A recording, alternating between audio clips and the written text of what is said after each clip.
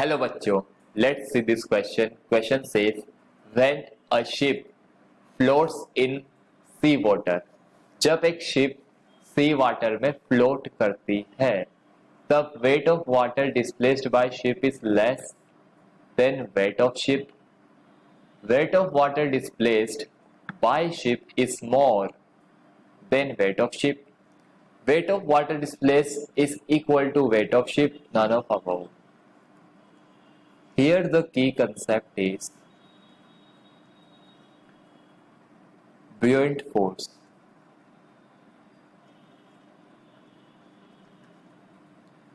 When an object is immersed, when an object is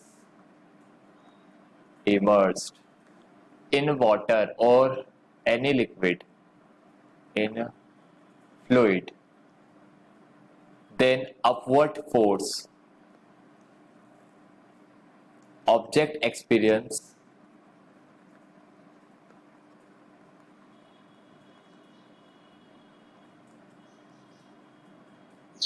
upward force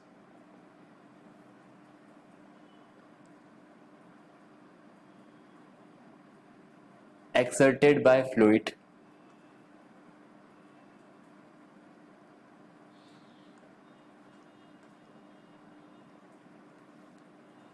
opposes weight of object immersed in fluid.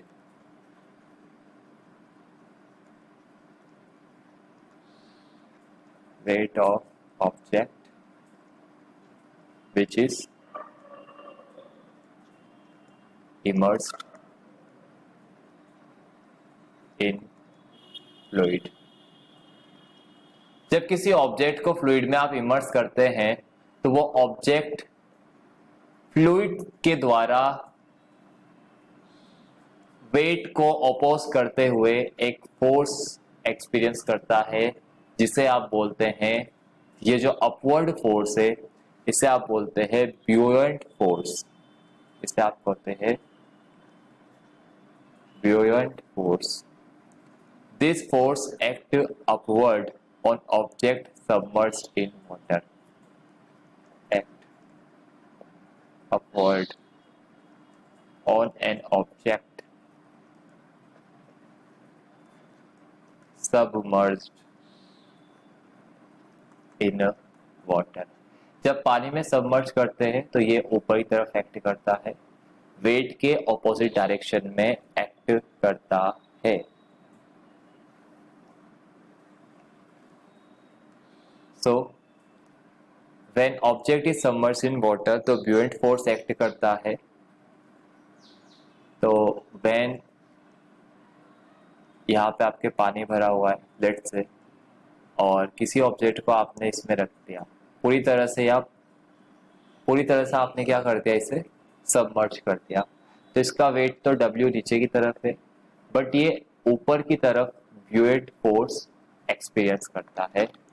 और जो ब्यूएंट force होता है this is equal to weight of liquid displaced. Weight of liquid displace के equal होता है, right. तो यहां पे ओवरऑल नेट जो होगा एपरेंट वेट ऑफ ऑब्जेक्ट, या फिर आप कहोगे we observe the weight in water. तो अगर आप पानी में किसी ऑब्जेक्ट को रखते हैं तो जो आपको वेट एपियर होता है, जो दिखता है, जो आपको ऑब्जर्व होता है, वो होता है weight in air buoyant force, right. तो ओवरऑल आपको जो वेट एपियर होगा कहाँ पे, इन फ्लूइड, वो एपियर होगा weight in air minus buoyant force.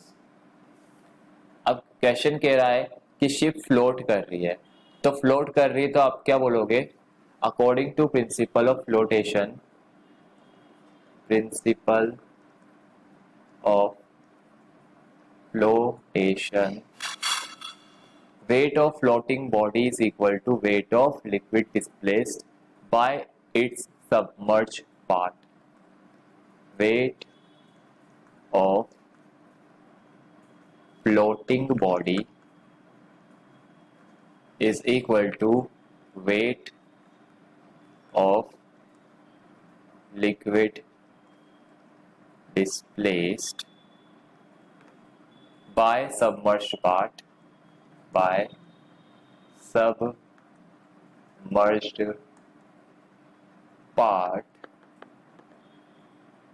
of floating body.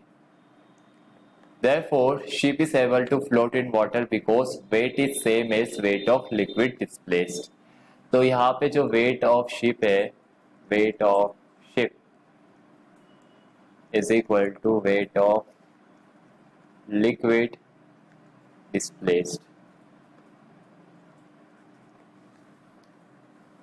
तो हम लिखेंगे शिप क्यों फ्लोट करती है, क्योंकि वो इक्वल होता है.